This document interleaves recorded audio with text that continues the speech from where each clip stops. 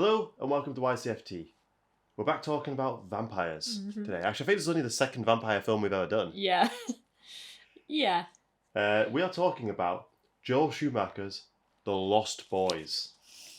Yeah, Sam is we are. very, very excited about this.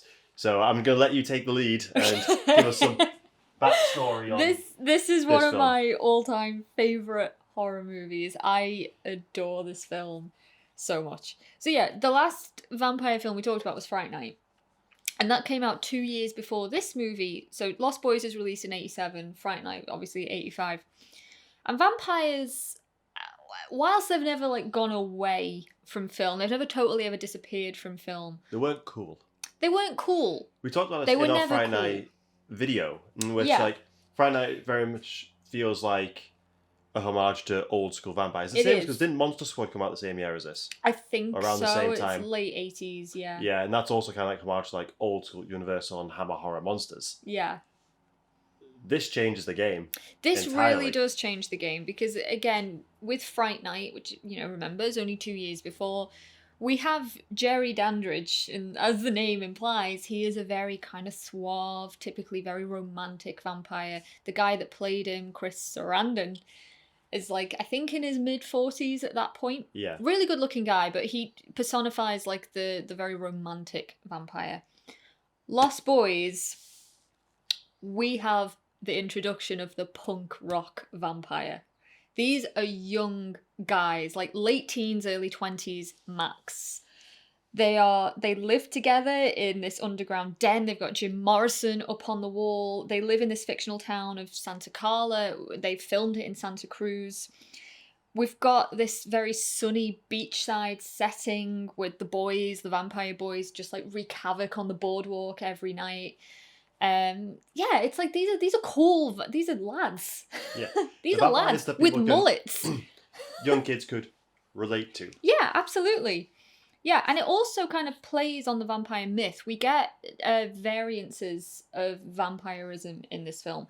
This is the first film, as far as I'm aware, that introduces the idea that being bitten by a vampire does not mean that you turn into a vampire. Yeah, we definitely see at some point in the film that is how they can be turned. They can be. But there very much seems to be a ritual. There's a ritual involved. And it also introduces the idea that there is a head vampire. And there are minions. Well, this film has been directly stated as the inspiration for Buffy the Vampire Slayer. Without a doubt, if it wasn't for Lost Boys, we would not have had Buffy. Yeah. 100%. This film really did change the game. And when you think about it in the context of the 80s, we had a lot of teen movies in the 80s. John Hughes was big. We had The Breakfast Club, we had 16 Candles, and teen films were big. This is a teen vampire horror movie. Yeah. I love this movie so much. Really? If you can't already tell, what year I did this adore come out? Was this 85? No, this is 87. 87. This is 87. And the very basic plot of this movie is that you've got a mom played by Diane Wiest, I think that's how you pronounce her name, and her two boys, played by Corey Haim and Jason Patrick, so mid to late teens, and they move to this town of Santa Carla because she's divorced, and they're going to move in with her father, the boy's granddad. And the boys, sooner or later, discover that the town is riddled with vampires. And the plot ensues from there. Because we also have a pretty stellar cast. We have Corey Feldman. We have Corey Feldman, who plays one of the Frog brothers, Edgar and Allan Frog. Obviously a little pun on Edgar Allan Poe. And the brothers, all their life, are convinced that vampires roam Santa Carla. It's a haven for vampires. Of course, no one believes them. They also happen to own a comic book store. Their stoner parents, who you only ever see passed out in the background. And Jason Patrick, whose name is Michael, he meets Kiefer Sutherland, who plays David. Fans of 24. Fans of 24, yeah, Kiefer Sutherland. Yeah, or anyone who knows of his country music. Yeah, big star now, but I don't think he was such a big star in the 80s. I think he was known for a couple of things. I think he was known, but this film was... it was big. It was big. And David wants to initiate Michael into the vampire gang. And that's that happens relatively early on in the film. Yeah. And also, you know, thinking about how it has that teen connection, obviously gang initiation is sort of a big part of it. Like you said, there's a ritual involved. Like, David invites Michael back to the den. But before that, they go on this big motorcycle chase, and we get this like big rock song that, you know, the Lost Boys anthem that plays out in the background. The score for this film is absolutely incredible. Oh, the score for this movie, we'll talk about it as we go, but it's brilliant. Yeah, it's so 80s, but it's also, you know, like, it's for young people. You know, it's big and it's loud and it's, yeah, like, we've got it's also violent. What, the movie? Yeah. The movie is violent. Yeah, I know there's a lot cut from a particular, like, beach massacre scene. Yes, the campfire Yeah, scene. that was pretty brutal anyway, but it's very choppy, but they had to cut a lot out of it to try and get the rating they got. Yes, this is a vampire movie, like, absolutely no doubt about it, but it's an hour in before we actually see any, like, classic vampire scenes. It's an hour in before the campfire massacre. And as you say, it was drastically toned down. So yeah, also in the film we have a kind of a mashup of genre in this film as well. It is horror, but there is a lot of comedy in this film. And that's mainly from the Frog Brothers, Edgar and Allan. We got some really classic lines from these those ridiculous kids. These ridiculous kids that are, again, you know, like, self-proclaimed vampire hunters, even though they've never killed one in their life. And basically, early on in the film, Corey Haim, he becomes convinced that his elder brother, something is not quite right with Michael. He's being turned slowly into a vampire. And that is when Corey Haim, who is called Sam in the film, he goes to assist the help of the Frog Brothers. And together they try and hatch a plan to try and rid Santa Carla of the vampires once and for all. Because this is the start of the two Coreys, isn't it? Was this the first thing they worked on together? I think it is the film, yeah, I think it is, yeah. Strangely, like, wouldn't Corey Feldman have been the biggest name in this? Potentially, yeah, potentially. He was big in the 80s. This is post Friday the 13th, and Goonies. Yeah.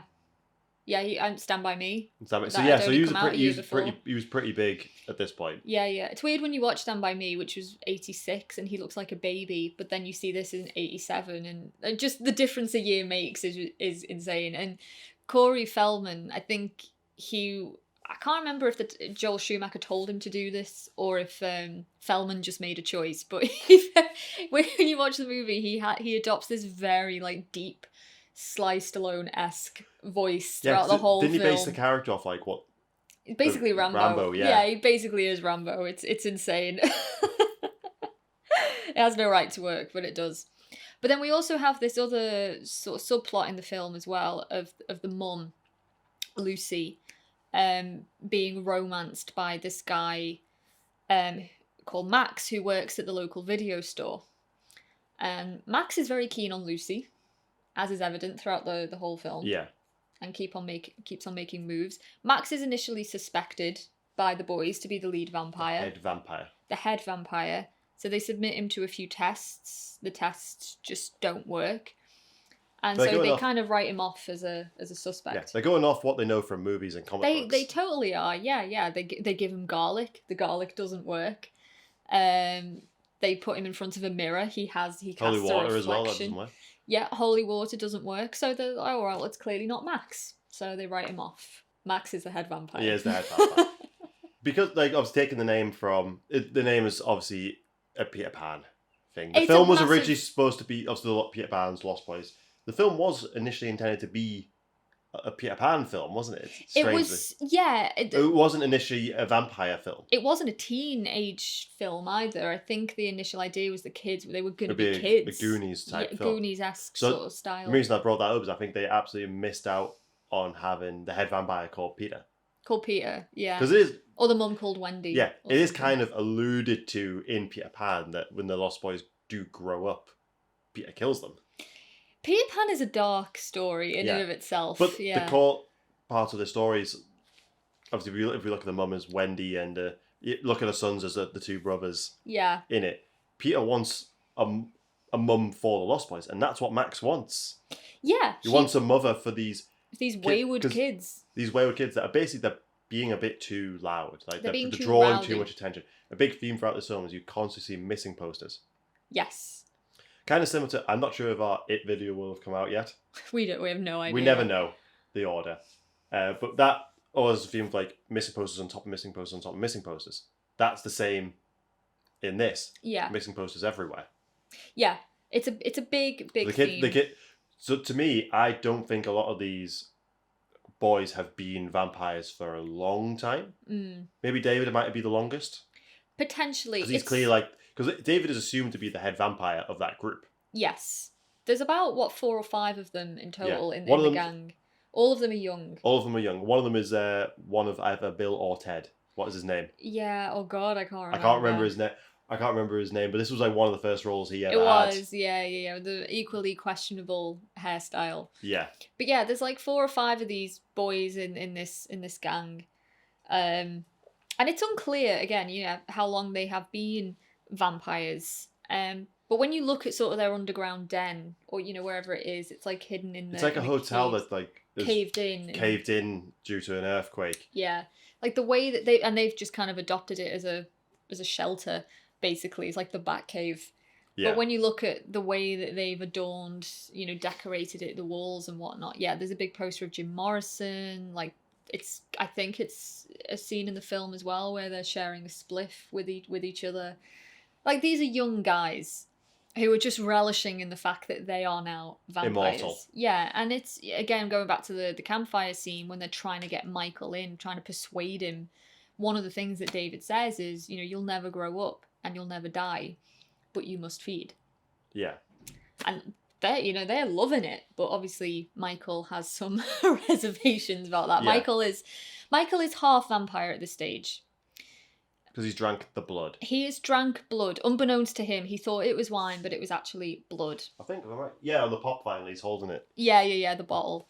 So from that point on, Michael starts experiencing strange things. He starts being very sensitive to sunlight, moody, kind of. Yeah. He very much represents like how kids are kind of looked, especially teenagers. It's like sleep all day, party all night. Yeah, that's literally the tagline of the movie. He struggles with the daytime, and he sleeps all through the day now. Yeah, and he can also levitate at this stage as well. That is a great scene when he That's when Sam Corey Haim finds out. Yeah.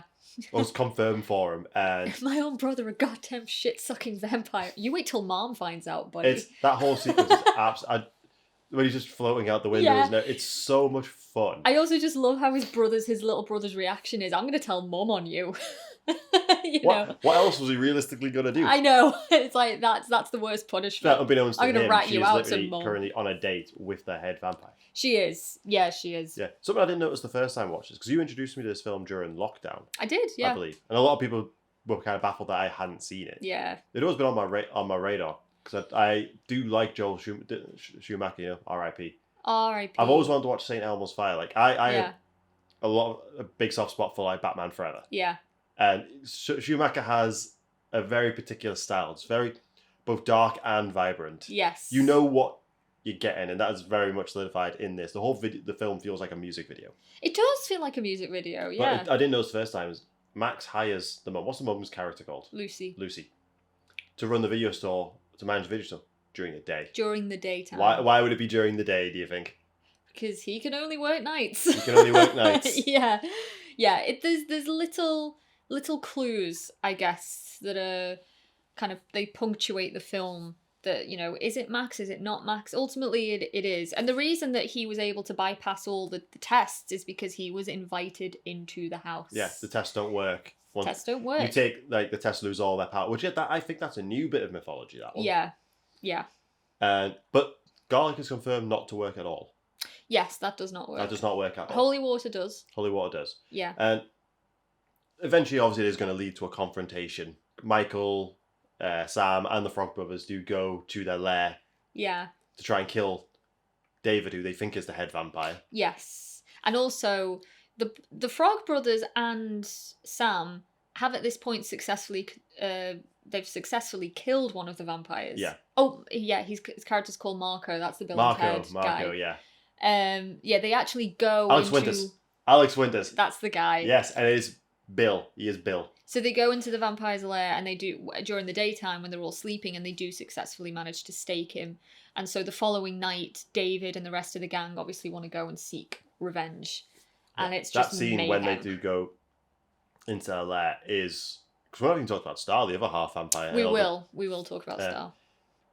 It's one of my favourites, because we see them hanging like bats, because they assume they're going to be in coffins. Yeah. The whole hotel is basically a coffin. That's what they say. It's one giant coffin. Claws that are hanging. We get to see the contact lenses, which leads to one of my all-time favourite ones. Because strange that usually the vampire fangs are the canines. Yeah. They're one further in. Yeah. On this one, which I think is quite unique. Yeah. It works. It looks really good. Yeah. But it's when they're trying to leave and David grabs one of them. You see his hand and set fire. And it's just tear streaming down his face, which wasn't on purpose. That's just because the contact lenses were really, really uncomfortable. They were really uncomfortable, yeah. So he kind of did it. Kieferson kind of did it unknowingly. Yeah. But they just kept it because it looked really, really good. I love that moment as well because he's so angry and also kind of maybe emotional as well. One of his friends has just been staked. Yeah. But he's like, and obviously he's in pain with his hand, but then he starts kind of laughing. He sort of smiles as well. He knows he's going to get them. Yeah. He knows, like, this is just the beginning. I think it's like to him, it's like, oh, this is going to be fun. This is going to be fun. Because I always get the idea that they're bored. I think they totally are, yeah. I mean, you've got the boardwalk and, you know, it's like a typical sort of scene where they cause mayhem and mischief. But they're not, they've been banned from the boardwalk, the vampires, as well, because they've caused too much disruption. Yeah. Too. So, yeah, I think they do like causing mayhem. Yeah. So, Star as a character. Star has always kind of baffled me. I love her as a character, but I also don't think her character really makes a lot of sense. Because it feels like character's there to lure Michael in, but she doesn't want to lure Michael in. But she doesn't want to. And then it kind of... So Star ultimately is kind of like Michael. She's a half vampire. She doesn't want to become a full vampire, and she's kind of stuck in this limbo. She lives with the vampires in the hotel, but they don't really seem to pay her any kind of attention. Yeah. When I first watched the film, I think I used to think that David and Star might have been a thing. See, to me, I don't think that at all now. Because I think there's those kinds of like this undertone of vampire films that once you become a vampire, you don't really have any sexuality after that. There's no... between Michael and Star, obviously, but since that you go further back, and it's like... Even when you look at like Dracula and his wives, he always comes across as a very sexual character, but he's just going in... He's just hunting. Yeah. He's just using pheromones and charisma to lure them in. To lure the victim in. I think once you become a vampire, I don't think sex comes into it anymore. Maybe not. I think it's just... In this film. Yeah, in this film there isn't any. Yeah. Even though like a vampire is usually heralded as quite, especially today, is quite, a sexy thing. Yeah, exactly. But vampires and sex very rarely. Yeah, which is interesting as well because this film kind of does away with that typical, connection between sex and vampirism. Yeah. Even it's like, because to an extent, I feel like David does kind of come on to Michael a little bit. He's like quite aggressive with him, but also is kind of strangely flirting, trying to lure him in. He's got more chemistry with Michael than he ever does with Star. He pays more attention to Michael than he ever does Star. I think Kiefer and Patrick just have better chemistry in general. They're good actors. I think they were very good friends in real life. Yeah, interesting. We found out recently Jason Patrick was almost Aragorn in Lord of the Rings. We did. That was cool. I think he would have been a good one. I think so, But so I'm wondering if that side of it where he's not sexually attracted to him. He's just luring him in because that's the vampiric, the predator side of him. Maybe. I still, even now when I watch it, and again, as much as I love this movie, I always kind of question why did they bother turning Star? And even more so, why did they bother turning Laddie, who's the little boy, half vampire? We see him he's on a milk carton at the beginning, missing. He is, yeah. So he's probably like the newest edition. I have a theory. Yeah. Because I think Joel Schumacher said that she was a drifter, essentially. She's ran away from home. They found her on the beach. That was sort of like in the official novelization of it. Yeah. My theory of this is that because she has no idea about Max. No, she believes that David is the head vampire. I think David's the only vampire that knows. I think about Max. Yeah. I think David turned all the others. Probably. I think Max has wanted a mother for them for a while. Yes. Because the numbers are growing. So I think he told David to turn Star to be that motherly role, that Wendy role. But she didn't fulfill it. She didn't want it. That's why I think they turned laddie, to try and make her more maternal. Because she is very protective over this child. She is very motherly to this child. Yeah, she is. Not make him go that extra step. Yeah. Can you imagine being trapped as a child forever? Yeah. Because he would be. He would be if he killed. Absolutely would be if he killed. So I think that was the intention of Star. It's the role that eventually would have went to Lucy. She was going to be the motherly role, but she didn't want it. That's a really good point. So the next step was to pick someone who was already a mother. Because that's the whole reason they go after Michael in the first place. Well, this kind of becomes evident the more I watch it. In that initially, it's easy to think that the vampire gang, Kiefer-Sutherland and the others, they just want Michael into the gang because, hey, he's another young guy, and they want to expand, build the gang kind of thing. But actually, it does make a lot more sense that Max, he's already set his sights on Lucy. He knows he wants Lucy into the family. But the only way he knows that Lucy would consent to that, to become a vampire, is if her boys were already turned into vampires. So yeah, Max potentially has gone to David and said, that guy, get him in. Yeah. Turn this guy into a vampire. Obviously, Michael resists, and therein kind of lies the problem. And then we also sort of see a relationship form between Michael and Star. Yeah. Although Star, again, she's not as honest with Michael as I think she could be. No. It's like when David is telling Michael to drink the blood, who it turns out it's Max's blood in the bottle, she does say to him, like, oh, don't drink it, it's blood. She doesn't really put up much of a fight, I still think to herself, maybe she's just scared of them. I think she's petrified to death of them.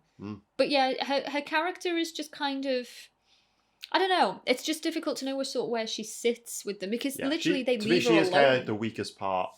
I enjoy her character. I do too. But I think she is the weakest link. It's just, I always your theory does make a lot of sense. Yeah. A lot of sense if she was brought in initially I feel like to kind of be the mother. a lot was cut, because we know there's a whole subplot that's in the deleted scenes on the Blu-ray of Michael doesn't want to go back to school. He wants to try and get. I think the job he eventually goes for is that he's picking up litter on the beach. Yeah. It's like this whole subplot of like, again, Michael basically being lost, like part of the lost generation, doesn't really know what he wants to do. And I think it was just cut for time. So maybe more Star stuff was cut for time. I think a couple of scenes of her were cut as well. It's interesting, the title, The Lost Boys. Obviously, it is a reference to Peter Pan, the boys that are whisked away to Neverland and forever young, forever just sort of lost, like having adventures every day.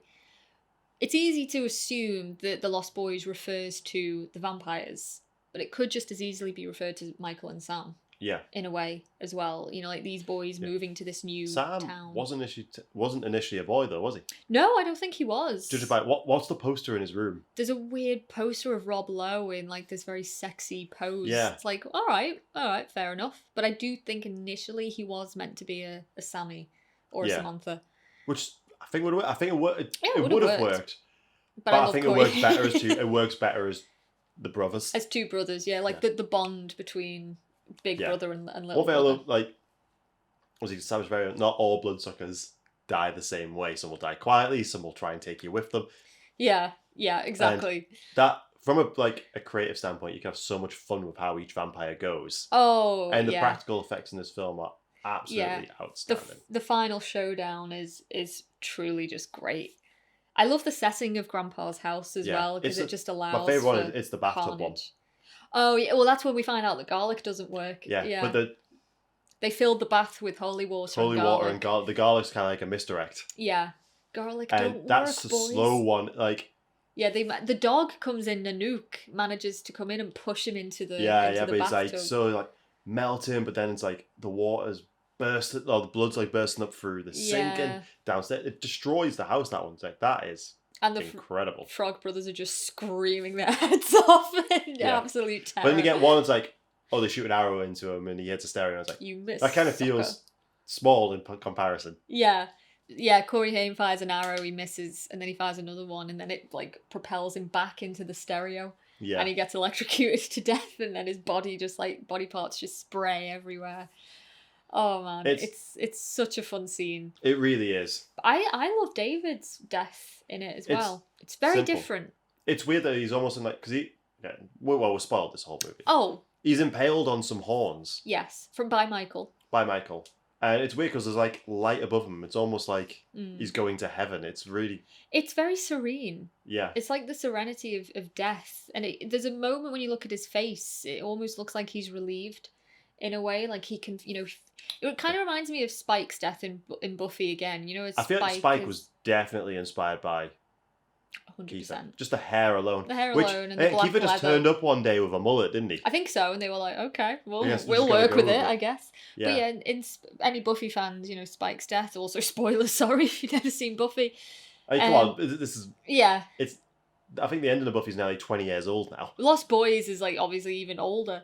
But yeah, it's like Spike before he dies and he feels his soul coming back into his body, and he's so overwhelmed by the fact that he can actually feel again. And it reminds me of Lost Boys a lot. Into Kiefer's face, there's no dialogue, but you can just tell like he's feeling some things.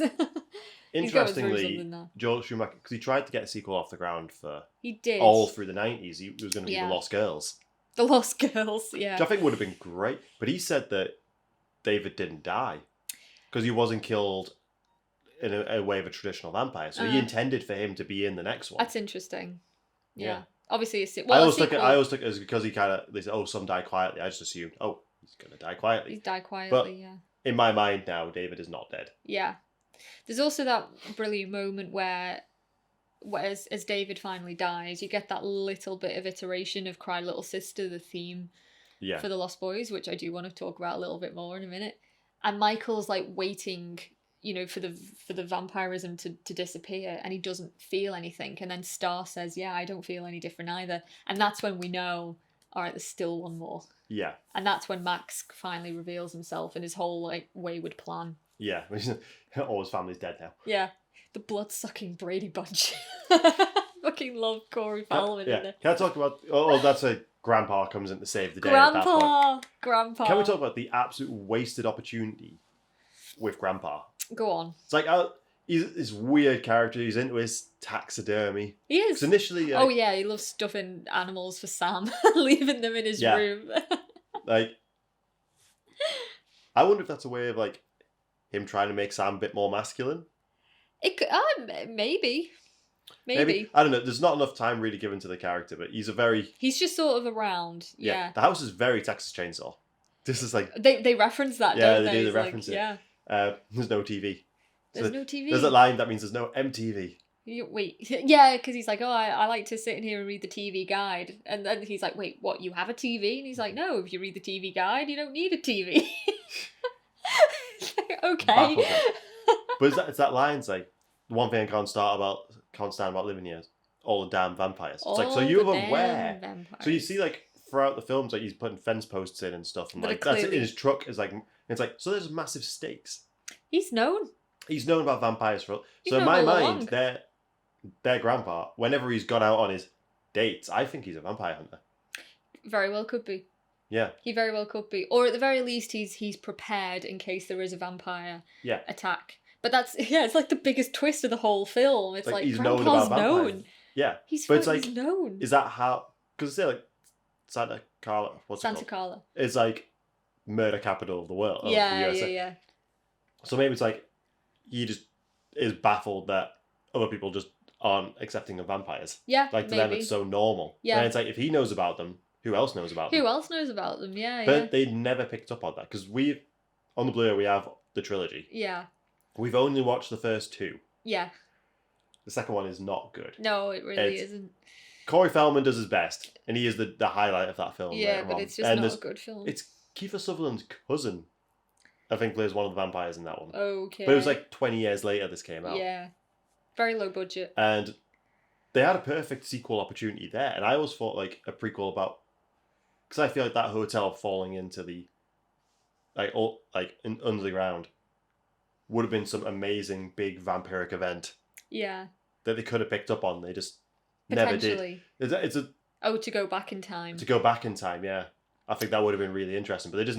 It's a plethora of missed opportunities. It is, really. But you know what? I mean, like the film itself is like pretty perfect. I wouldn't change much about it. Yeah. I just think like... It is a perfect film. Considering the time especially, like a good horror would get dozens of sequels. Yeah. This just kind of got left It for a did. long time. It just sort of stood on its own for a very, very long time. But yeah, it very much was the blueprint for a lot of like 90s cool horror films that we get, especially Buffy. Because Yeah. I think Whedon is like he's He said that, said, hasn't he? that- Like Lost Boys was a massive inspiration. Yeah. So yeah, this film was You responsible even see for like a just lot. the style of Max and everything. It's like we said, we've already said yeah. Spike is David. He is. Yeah, he is. I mean, just without the mullet, but he absolutely is. Yeah, it's kind of weird. In a weird way, the Lost Girls kind of became Buffy.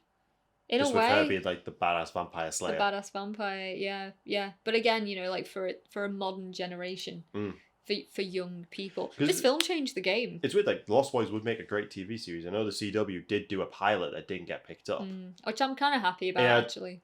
No offense to CW, but you know what a CW show kind of looks like, and it would have been modern day. And I think if you take this out of the 80s or at the most the 90s, yeah, it's not going to work as well. It just wouldn't work as well.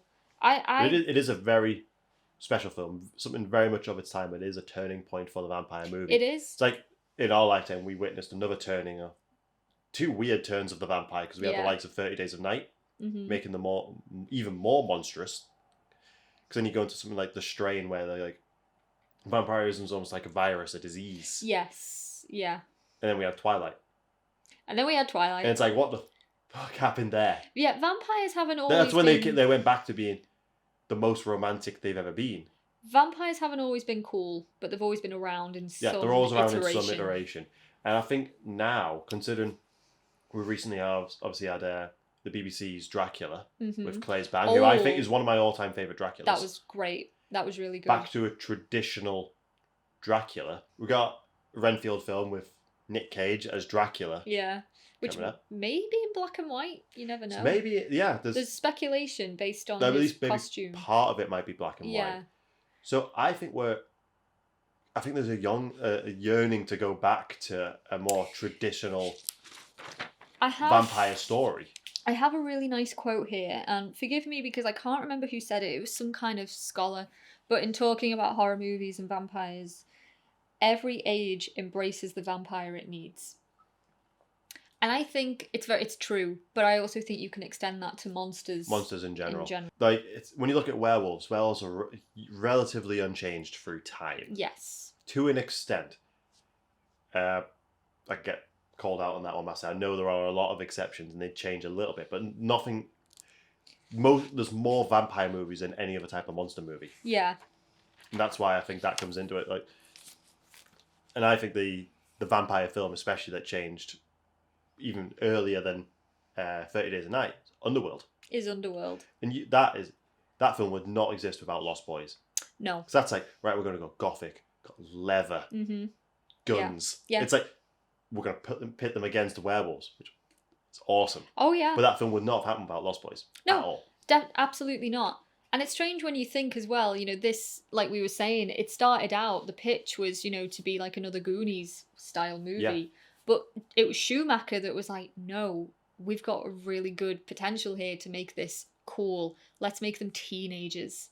Let's make them angsty. Yeah, it's like, we've had Goonies. We've had Goonies, and yeah, it did well, but let's step it up. It's like, if this was made like the Goonies, would it not have just ended up being Monster Squad? But yeah. With just the vampire. And not to shit all over Monster Squad. I love Monster Squad. It's great. It's not Lost Boys though, is it? No, it's a very different film. It is.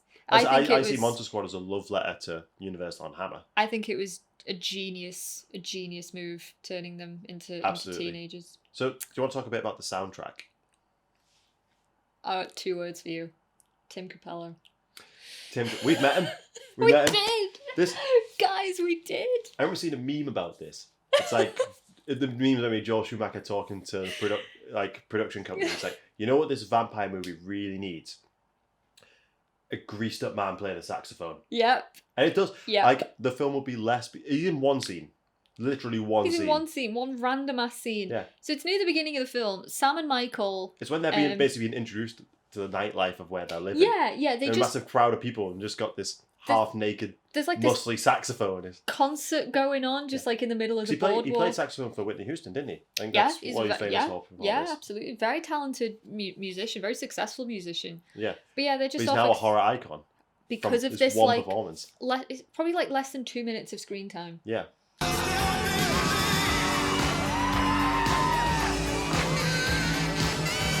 The song that he sings with the saxophone is called "I Still Believe," and it is absolutely iconic. Yeah.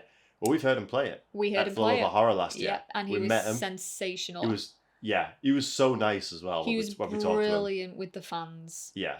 He's absolutely brilliant. Such a lovely guy. And you know what? I just kind of have to applaud anybody who embraces like their horror origins. Like a lot of people, I know we've said this before, but a lot of people tend to shy away from it, or like it's not a big deal. Tim Capello is so respectful of Lost Boys fans, and he's so recognised. He talked about how he never would have thought that small appearance he'd still be playing that same song in the same, because he always wears the outfit from the film. Always wears the outfit. Never thought he'd still be performing it for crowds. No.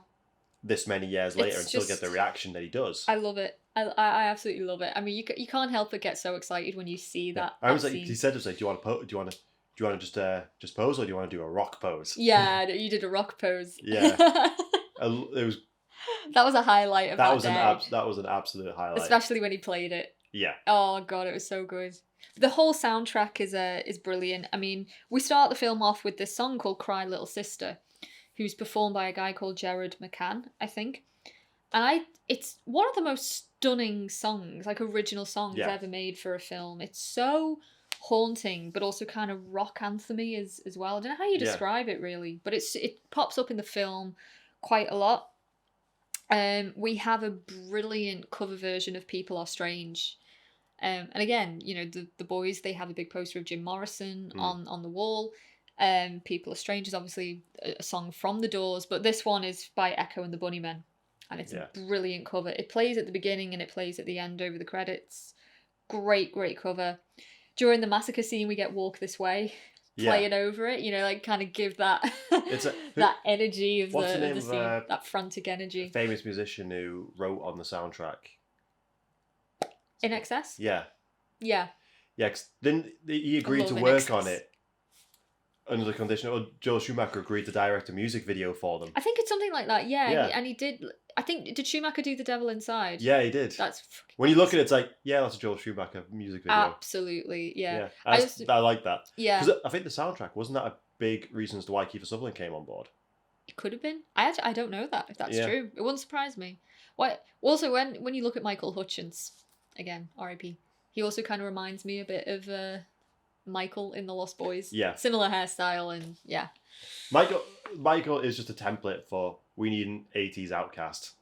Yeah, we do. Who just happens to be incredibly good looking. He definitely needs to be, he's a teenager, definitely not played by someone in his mid-20s. Oh, yeah. I mean, I have no idea how old Jason Patrick was, but he is not like 17 or however old he's meant to be. Absolutely not.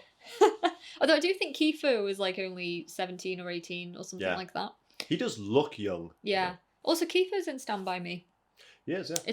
This film is a reunion with him and Corey Feldman. Yeah, because they didn't actually spend that much time on together in Stand By Me, did they? I think they only got like 1 or 2 scenes together. Yeah, near the end. I think there's only like 1 or 2 scenes. So Kiefer often gets asked like what it was like working with River Phoenix. He's like, we had 1 scene together. Yeah, I think, yeah, exactly. He's like, yeah, he's a lovely guy, but I mean, we didn't really hang out that much. Because we didn't really have the time to. We didn't have too many scenes together. Yeah, but also they were like a lot younger than my gang's age, so we were kept pretty separate. Yeah.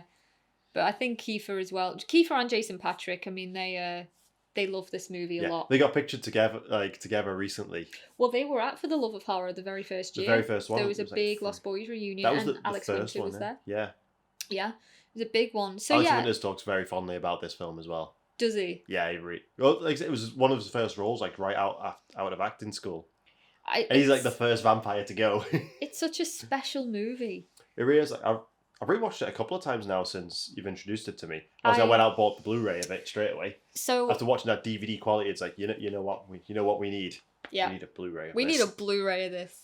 Just for the special features alone. Features were the special features are incredible. Yeah, some really cool interviews and the makeup guys. Yeah. At some point, we'll watch the third one. We will. So the sad part about. I think that they deserve a video on their own, but we'll probably just do both sequels as one video. Yeah. I do just want to say one thing. So I was introduced to this film by my dad. I never heard of this film before, but I think it was around the time I was getting into horror, and my dad was like, oh, you've got to watch The Lost Boys. And I was like, Dad, what is that? I've never heard of it. And he was like, oh, just trust me, watch it. So I guess he must have like hunted it down at HMV maybe or something like that. It comes back with this very same DVD. This is the same one I've had for like over 10 years. I watched it with him. I fell in love with it. But this film always reminds me of my dad. Yeah. That's it. You introduced, because my family wasn't into horror, I had to track a lot of things. It's why there's still like key, for people, some of a horror channel. So I've still got key gaps in my knowledge just because I've had to like discover them myself as I've went along. Yeah, it's very different beginnings in horror for us, isn't it? I said mine. I was raised with them practically. Staying up late trying to watch. Yeah. Usually, like the biggest ones I remember staying up late trying to watch was The Thing and Nightmare on Elm Street, and I remember I kept falling asleep because I'd have to wait till 11 o'clock at night to watch them, and I was quite young and I'd fall asleep. Yeah. But it was when I started working nights and I was starting to get into them. I was like, all right, I've got 8 hours. Yeah. And that's when I watched all Friday the 13th. Friday the 13th, let's go. So singular films like this kind of like slipped me by. But then somehow I have very vivid memories of watching the Monster Squad. Monster Squad. And I don't know where I first watched that. You know, I've realised, just as we're talking about this, as much as I do like the vampire subgenre, I do think my favourite vampire movies are comedies.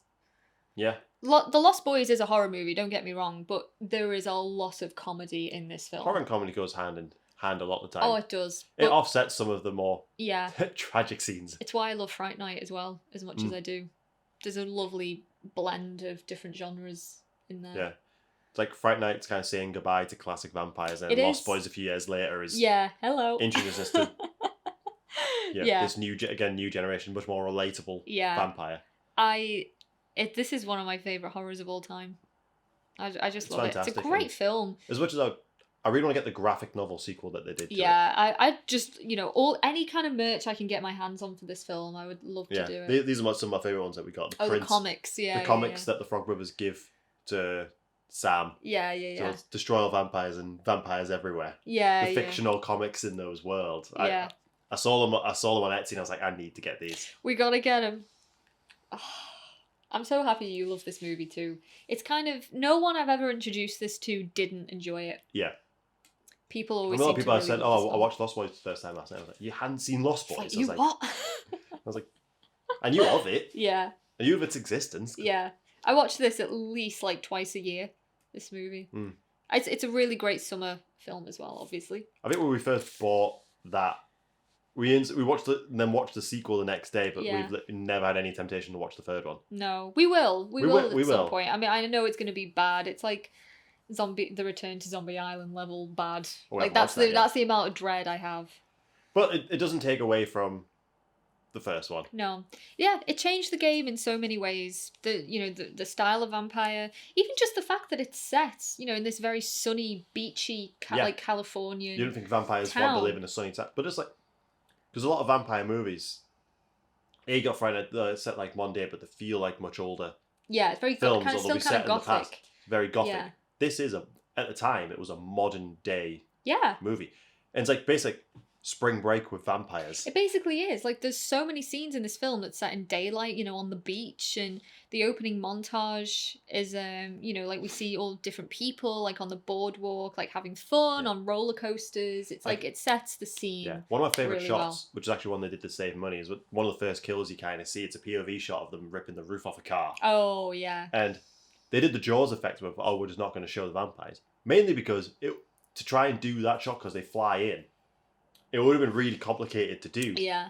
So it's like, we'll just have a camera on a crane go in. Yeah. It's so, like, it was just a cheaper option, but it worked so much better. It's kind of reminds me of, there's a scene in Evil Dead 2.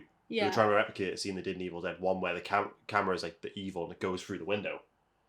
In the first film, they just tied the camera to a piece of wood and put it through the window.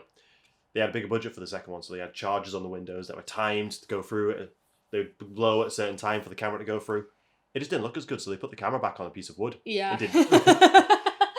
Sometimes the cheaper option just looks better. Sometimes it does, yeah. This does, like, hint at, like, some of the, like, more mythical powers of a vampire. With the, like the noodle scene.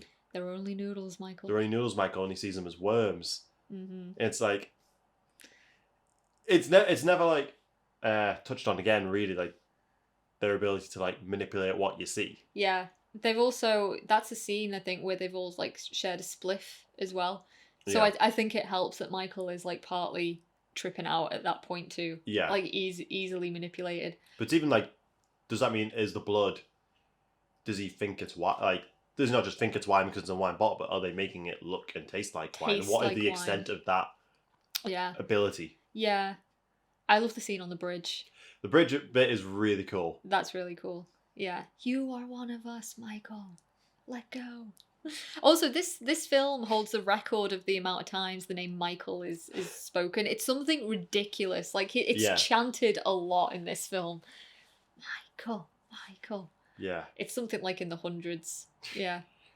Oh, this movie. It's a very special film. Yeah. I want to watch it again. Just talking about it just instantly makes me want to watch I it really again. enjoyed rewatching it for this video, but I don't feel like you needed to watch it to know. I did not. No, I've seen this movie like, oh my god, I've lost count how many times I've seen this movie. I could quote this film. Yeah.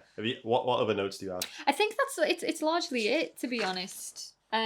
Just kind of like want to hone that point home, just how unique this film was for its time. Yeah, it changed. It really did. Because It did change things. even like if you look at the influence it had on Buffy, Buffy changed the game Massively, especially for TV. Yeah, I think the cast are brilliant. They all work together, really greatly. A lot of like established actors in this film as well, like Diane Wiest, of course. She was a very established actress. I can't remember his name, but the guy that plays Max. Yeah, he's a pretty established actor as well. Yeah, so Kiefer was quite known at the time as well. Yeah, Kiefer is obviously he went on so charismatic. Yeah, he went on to have a really good career. Yeah, Corey Haim, unfortunately, not so much. That's R.I.P. Corey. Part of that. Corey Haim is in the second one briefly, but he was meant to have a much bigger role. But it's one of the last film roles he had before he died. Yeah, it's just. It really is. I think he was only 37 when Corey Haim died, and look up his story because it's pretty tragic. It is absolutely tragic. Yeah. But he's like, again, he's phenomenal in this one. I like the friendship he got with Corey Feldman out of this film. Yeah. Because they did meet on this film, didn't they? I think it is this is the first time they worked together. Yeah.